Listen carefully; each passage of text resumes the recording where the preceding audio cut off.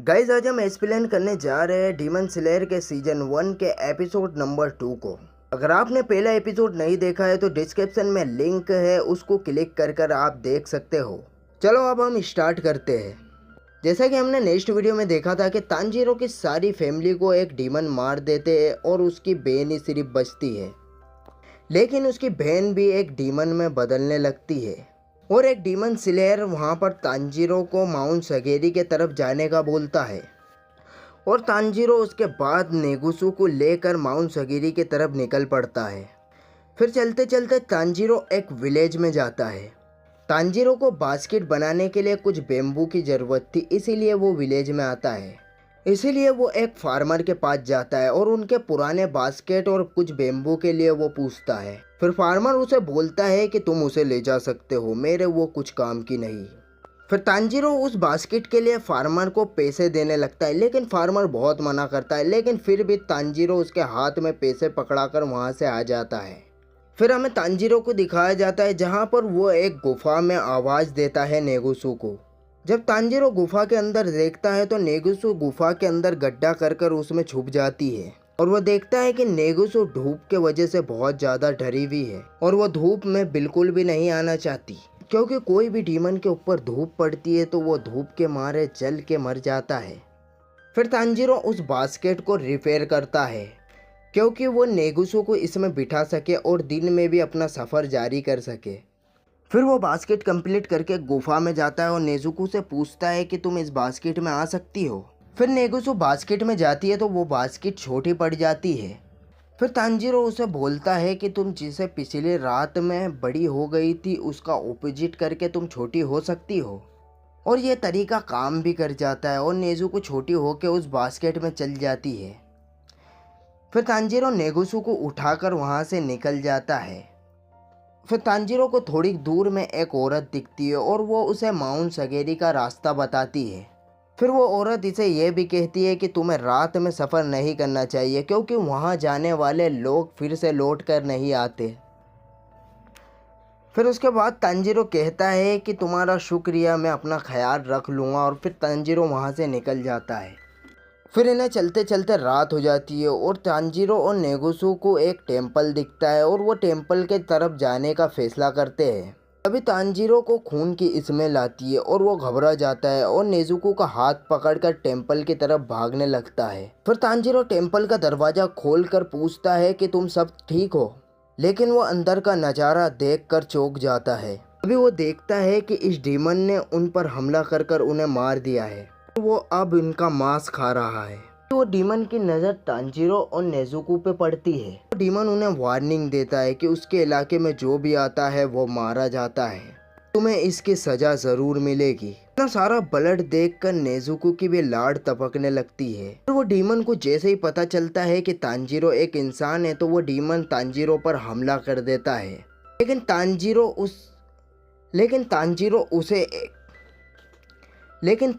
उसकी गर्दन पर कुल्हाड़ी से हमला कर देता है। तांजीरो उस कुल्हाड़ी से डीमन के गले को ही काट देता है। डीमन बोलता है कि कुल्हाड़ी का हमला इतना भी खतरनाक फिर डीमन बोलता है कि कुल्हाड़ी का हमला इतना भी फिर डीमन बोलता है कि कुल्हाड़ी का अच्छा फिर डीमन बोलता है कि कुल्हाड़ी का हमला फिर डीमन बोलता है कि कुल्हाड़ी का हमला अच्छा था, लेकिन इसमें की खरोंचें जल्दी ठीक हो जाएगी। बोलने के बाद डीमन का जख्म ठीक हो जाता है और फिर वो वहाँ से गायब हो जाता है, दम से आ जाता है और तांजीरो पर हमला कर देता है। उसके बाद वो तांजीरो की गर्दन को दबाने लगता है। तांजीरो की सांसें रुकने लगती है, तांजीरो का दम घुटने लगता है और डीमन बोलता है कि मैं तुम्हारी गर्दन को तोड़ दूंगा। था कि वो तांजीरो को मारने वाला है तो नेजुको आ जाती है और उसकी गर्दन पर इस तरह के वार करती है कि उसकी गर्दन को ही अलग कर देती है। पहला डीमन देखकर तांजीरो और भी ज़्यादा डर जाता है। डीमन इतना जख्मी होने के बाद भी मरा नहीं था। डीमन की बॉडी को भी एक लात मारती है, बॉडी भी सर के पास जाकर गिर जाती है। बोलता है कि मुझे शुरू से ही शक था कि तुम दोनों में से कोई न कोई तो डीमन होगा। नेजुको से पूछता है कि तुम एक इंसान के साथ क्या कर रही हो। डीमन नेजुको पर हमला कर देता है और नेजुको को पीटने लगता है। तांजीरो डीमन की तरफ मारने वास्ते उसे बढ़ता है कि डीमन के सर में से भी 2 हाथ निकल चुके हैं। डीमन का सर तांजीरो पर हमला कर देता है। फिर तांजीरो को कुछ समझ में नहीं आ रहा था और फिर तांजीरो बोलता है कि अब क्या करे। तांजीरो एक और सर से हमला करने के बाद उस सर को कुल्हाड़ी के साथ एक पेड़ की तरफ फेंक देता है। फिर वो सर कुल्हाड़ी में फंस जाता है और निकल नहीं पा रहा होता है। फिर तांजीरो नेगुसो को ढूंढने लगता है और ढूंढते ढूंढते नेगुसो मिल जाती है, लेकिन उस डीमन ने नेगुसो का हाल बुरा कर दिया था। यह देखकर तांजीरो को बहुत गुस्सा आ जाता है। फिर वो डीमन को धक्का दे देता है, लेकिन अनजाने में वो भी पहाड़ी से नीचे गिरने लगता है। लेकिन नेजुको तांजीरो का हाथ पकड़ लेती है और उसे गिरने से बचा लेती है। फिर डीमन की बॉडी गिरने के बाद डीमन का सर भी बेहोश हो जाता है। फिर तांजीरो अपना चाकू निकालता है और उस डीमन की तरफ मारने वास्ते उसे बढ़ता है, लेकिन फिर वो सोचता है कि ये डीमन वो नहीं है जिसने मेरी फैमिली को मारा है और इसकी स्मेल भी वैसी नहीं है, लेकिन इसे मारना पड़ेगा, नहीं तो ये ऐसी मासूम इंसानों को मारता रहेगा। तभी वो खंजर उठाता है और उसके तरफ बढ़ने लगता है, लेकिन वो उस डीमन को नहीं मार पा रहा था। तभी वहाँ पर एक आदमी आता है जो अपने चेहरे पर एक लाल कलर का मास्क पहने हुआ था। फिर वो तांजीरो से कहता है कि इस हथियार से तुम इस डीमन को नहीं मार पाओगे।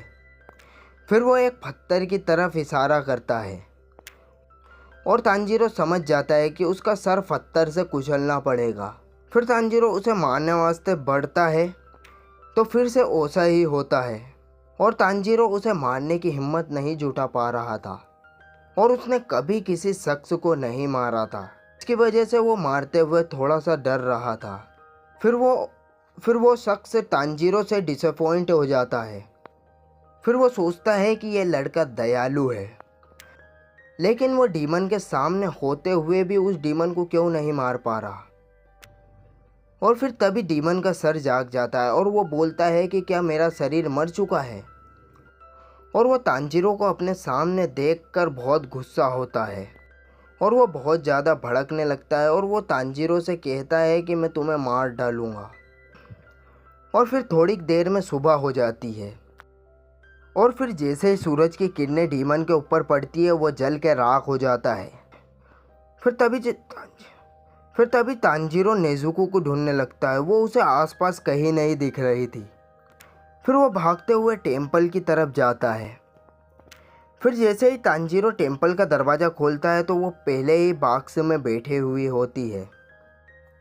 ये देखकर फिर तांजीरो बाहर आ जाता है। फिर इसके बाद तांजीरो देखता है कि उस मास्क वाले शख्स ने उस मरे हुए लोगों को दफना दिया था। फिर इसके बाद तांजीरो को वो अपना नाम बताता है। उसका नाम सकोंजी उरुको डाकी होता है और ये वही शख्स है जिसे तांजीरो ढूंढ रहा था। फिर सकोजी कहता है कि तुम्हें ग्यू टोमियोका ने यहाँ पर भेजा है। फिर तांजीरो कहता है कि हाँ। फिर इसके बाद तांजीरो अपना और नेजुको का नाम बताता है। फिर वो और कुछ कहने वाला था, लेकिन तभी सकोंजी कहता है कि तब तुम क्या करोगे जब तुम्हारी बहन इंसानों को खाना शुरू कर देगी। ये सुनकर तांजीरो चौंक जाता है और उसे कुछ समझ नहीं पड़ता। फिर सकोंजी तांजीरो को एक थप्पड़ मारता है, क्योंकि तुम मुझे इसलिए नहीं बता पाए कि तुम्हारी फैसला लेने की क्षमता बहुत कम है। सकोंजी बोलता है कि तुम्हारी फैसला लेने की शक्ति बहुत कम है। तुम मेरी बात का जवाब इसलिए नहीं दे पाए क्योंकि तुम्हारी फैसला लेने की शक्ति बहुत कम है, इसीलिए तुम सुबह होने तक उस डीमन को नहीं मार पाए। तो सकोंजी बोलता है कि अगर तुम्हारी बहन ने इंसानों को खाना शुरू कर दिया तो फिर तुम 2 ही काम कर सकते हो, या तुम तुम्हारी बहन को मार दो या फिर तुम अपना पेट काट के खुद ही मर जाओ। फिर तांजीरो उनसे वादा करता है कि कभी नेजुको की वजह से किसी की जान नहीं जाएगी। फिर सकोंजी यह कहता है कि मैं तुम्हारा टेस्ट लूँगा कि तुम डीमन स्लेयर बनने के लायक हो या नहीं। फिर सकोंजी बोलता है कि तुम तुम्हारी सिस्टर को पीठ पर उठाओ और मेरे पीछे आओ। ये कहने के बाद सकोंजी स्पीड में भागने लगता है और तांजीरो उसका पीछा कर रहा होता है और फिर तांजीरो की सांस फूलने लगती है। फिर तांजीरो सोचता है कि ये इतने बूढ़े होके भी कितने फास्ट है। तांजीरो उनके कदमों की आहट भी नहीं सुन पा रहा था। फिर तांजीरो नेजुको को सबर रखने के लिए कहता है क्योंकि उसे बास्केट में बहुत झटके लग रहे होंगे। तभी हमें एक फ्लैशबैक दिखाया जाता है जहाँ पर नेजुको अपना किमोनो ड्रेस सिल रही होती है। तभी तांजीरो उसे कहता है कि तुम्हें एक नया ड्रेस खरीद लेना चाहिए। तभी नेजुनो कहती है कि मेरा यही किमोनो ड्रेस बहुत फेवरेट है, तुम्हें हमारे भाई बहनों को पेट भर के खाना खिलाना चाहिए। तभी तांजीरो भागते हुए कहता है कि मैं तुम्हें फिर से इंसान बना दूंगा और फिर तुम्हें नया किमोनो ड्रेस भी दिला दूंगा। फिर कुछ देर के भागने के बाद वो एक टेम्पल के पास रुकते हैं। फिर शकुंजी से तांजीरो थकती हुई हालत में पूछता है कि मैंने टेस्ट पास कर लिया ना। फिर शकुंजी कहता है कि अभी तो मैंने टेस्ट शुरू भी नहीं किया है और अभी हमें माउंटेन की चढ़ाई करने जाना है। और वो अपनी बहन को उस टेम्पल में सुला देता है और उसके बाद फिर दोनों की दोनों एक माउंटेन की चढ़ाई पर चढ़ने लगते हैं और तांजीरो की चढ़ने में ही हालत खराब हो जाती है। और शकुंजी बोलता है कि तुम्हें यहाँ से अकेले ही नीचे आना होगा और तुमने ये सुबह होने से पहले कर लिया तो तुम ये टेस्ट पास कर लोगे। और ये बोलकर वहाँ से वो शकुंजी चला जाता है और फिर तांजीरो खुश हो जाता है और बोलता है कि मेरी सूंघने की शक्ति बहुत ज़्यादा है और मैंने शकुंजी की स्मेल भी कैच कर ली है और मैं आराम से अब घर पहुँच सकता हूँ। फिर तांजीरो वहाँ से भागते हुए निकलने लगता है। तभी वहाँ पर उसे एक रस्सी पर पैर रखा जाता है। तभी तांजीरो वहाँ से भागकर निकल रहा होता है तो तभी उसे एक रस्सी पर पैर रखा जाता है और तभी उसके मुंह पर कुछ पत्थर आके लगते हैं और वो पत्थर से बचते हुए एक गड्ढे में गिर जाता है। और तांजीरो फिर समझ जाता है और फिर बोलता है कि यहाँ पर आसपास फिर जाल बिछे हुए हैं और ये जाल से बचते हुए मुझे नीचे जाना है, यही असली टेस्ट है। फिर तभी तांजीरो बाहर निकलता है और एक और रस्सी पर कदम रख देता है और तभी तांजीरो उस लकड़ी से टकराकर आगे जाके गिरता है और तभी उसके पीछे एक बड़ी सारी लकड़ी आती है। तांजीरो इतने हमलों से परेशान हो जाता है और वो फिर बोलता है कि ऐसा चलता रहा तो मैं सुबह तक के भी नीचे नहीं जा पाऊंगा और इस ऊंचे पहाड़ में हवा भी बहुत पतली है, इसके वजह से तांजीरो ठीक से सांस भी नहीं ले पा रहा था। फिर वो थोड़ी दूर जाने के बाद सोचता है मुझे अपनी सांसों को काबू में लाना होगा और मुझे हर जालों को सूंघना पड़ेगा, उसके बाद ही मैं नीचे जल्दी पहुंच पाऊंगा।